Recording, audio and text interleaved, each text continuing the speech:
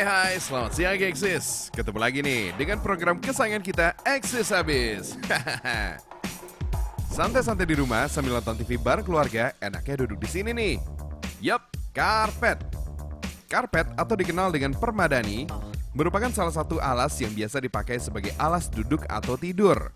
Episode kali ini, Albi akan mengulas habis tentang karpet. Let's enjoy it, geng! Geksis, biasanya karpet diimpor dari Timur Tengah. Tapi ini bukan di Timur Tengah loh, melainkan di salah satu pabrik karpet dan sejadah yang ada di Cicalengka, Jawa Barat. Pabrik ini memproduksi karpet dengan ukuran besar. Yuk, kita lihat di pembuatannya. Tahap pertama yang harus dilakukan adalah membuat desain atau gambar pola di atas kanvas sesuai dengan pesanan.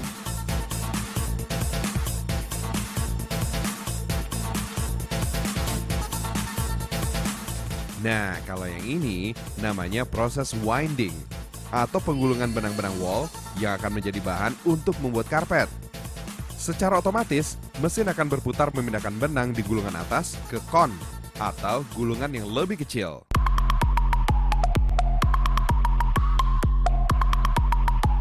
Setelah digulung, benang-benang kemudian ditembakkan pada kain kanvas yang sudah terbentang dan digambar pada screen. Proses ini disebut pasting. Dan alat yang digunakan untuk menembak benang namanya tapping gun.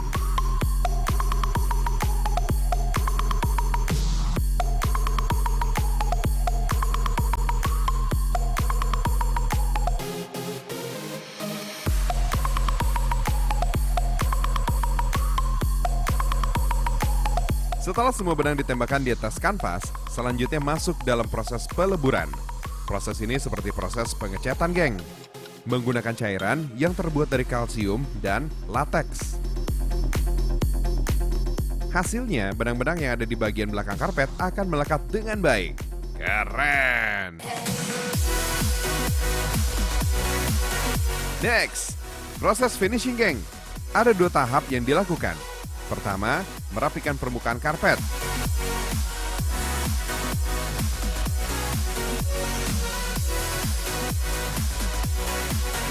Kedua, merapikan atau memisahkan benang yang saling bercampur ketika proses penembakan tadi. Alat yang digunakan berupa mesin runcing yang ditusuk dan dijalankan sejajar mengikuti garis pada karpet. Seperti membajak sawah, geng.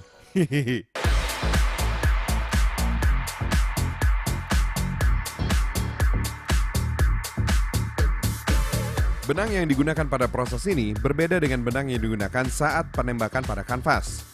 Benang yang digunakan teksturnya lebih kasar, geng. Benang dipasang dan diurutkan sesuai dengan gambar. Mesin ini bisa memproduksi karpet berukuran 20 meter persegi setiap harinya loh. Wow!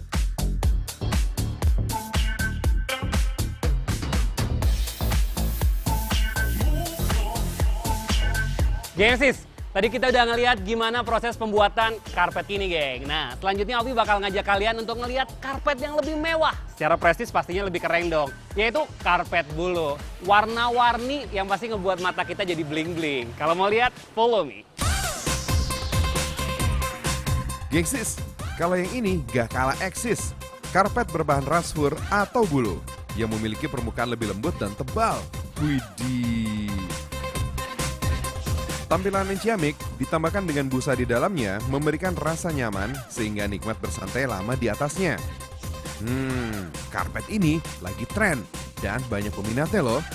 By the way, Geksis penasaran gak sih kenapa karpet masih eksis sampai sekarang? Wait, kita simak dulu nih yang satu ini. Istilah karpet berasal dari kata carpita atau carpire yang berarti membului dalam bahasa Italia kuno. Karpet pertama kali ditemukan di Asia Tengah antara 3 sampai 2 milenium sebelum Masehi. Karpet tertua ditemukan dalam kuburan di lembah Parizik. Sementara tumpukan karpet bersimbol tepi tertua ditemukan di semenanjung Anatolia, Turki yang diperkirakan berasal dari masa dinasti Seljuk. Karpet lebar diperkirakan berasal dari Konya, bermotif pengulangan bentuk geometri dengan kaligrafi Kufich dan semikufic di tepiannya. Kehalusan serta keindahan karpet dari kota-kota pusat produksi seperti Kashan, Syahraz, Kashmir, dan Konya menggambarkan keagungan kerajaan besar Islam pada masa lalu. Ketika kerajaan-kerajaan kuno itu masih ada, mereka berinteraksi dan saling berdagang dengan kerajaan lain yang jauh, menembus gurun dan lautan, menjangkau Cina dan India kuno, serta Kepulauan Nusantara. Pada abad 17, dunia barat mengenal karpet hanya sebagai tutup meja atau hiasan dinding. Fungsi karpet sebagai hiasan dinding pun berubah ketika mereka mendatangkan sejumlah permadani Persia. Pada abad 18, karpet menjadi bagian dari interior barat sebagai penutup lantai. Kini karpet modern berbahan polyester atau nilon menjadi perlengkapan standar di negara-negara muslim seperti Turki, Irak, Iran, dan kawasan Arab lainnya. Di Indonesia, selain menjadi interior mewah, karpet juga terdapat di tempat-tempat ibadah dan alas penutup lantai dengan berbagai motif-motif yang menarik.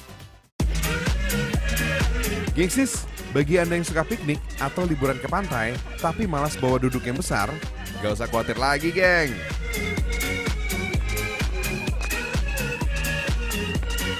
Nih, ada karpet portable yang praktis, hemat tempat, anti air, dan nyaman dibawa-bawa. Selain itu, tentunya dengan motif yang trendy, geng.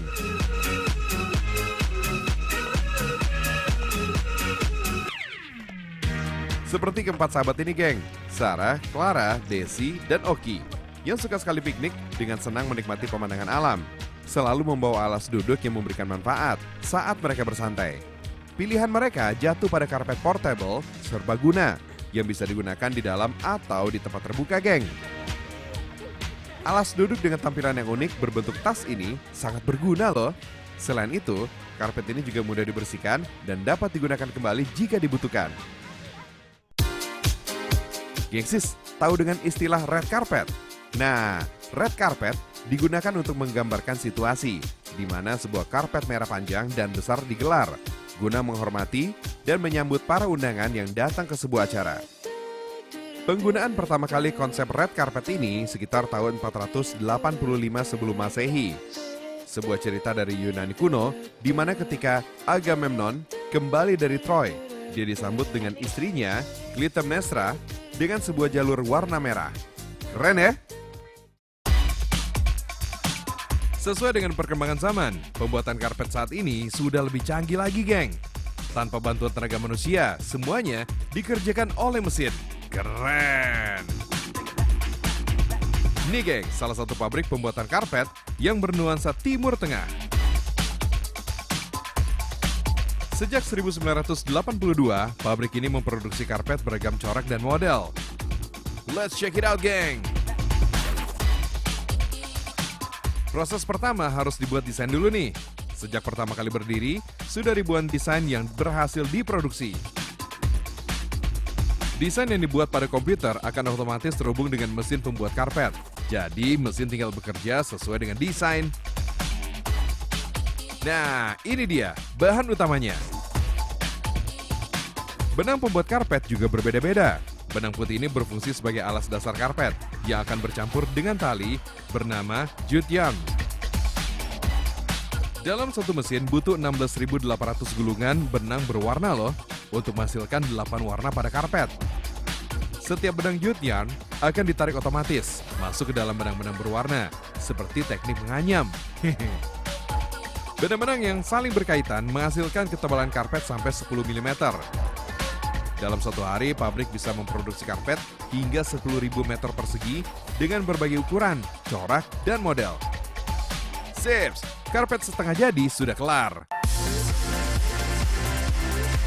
Selanjutnya, proses pelapisan lem pada permukaan bawah karpet. Proses ini, karpet seolah disetrika, geng. Karpet harus benar-benar lurus dan tidak boleh bergelombang. Secara perlahan, karpet akan melewati proses pelapisan lem secara merata. Tujuan pelapisan lem yaitu menguatkan antar gabungan benang, sekaligus menghindari licin saat karpet dipasang. Agar lem kering sempurna, panaskan karpet sampai suhu 170 derajat Celcius. Wih, panas juga tuh. Nah, sekarang waktunya mengobras setiap sisi karpet. Selain memperindah dan merapikan, juga membuat karpet lebih awet karena menahan gabungan benang agar tidak lepas ke samping. Jangan lupa potong karpet sesuai ukurannya. Jahit kembali bagian sisi yang belum diobras. Pabrik ini memproduksi karpet berbagai bentuk juga loh. Ada bentuk 3 dimensi dengan cara handcrafting.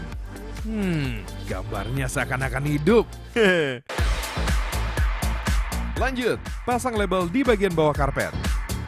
Caranya mirip dengan menyetrika. Dengan uap panas mesin, label akan menempel secara erat. Ayo, lanjut jalan. Yuk, gulung-gulung karpetnya biar nggak mudah kotor. Menggulung harus dilakukan beberapa orang. Habis karpetnya gede. Terus ikat kuat. Angkut melalui konveyor berjalan. Karpet-karpet siap dijual dan dikirim ke beberapa negara seperti Turki, Amerika, Brazil, dan banyak lagi. Lihat nih, hasil karpet buatan pabrik ini. Wah, indah dan mewah kan?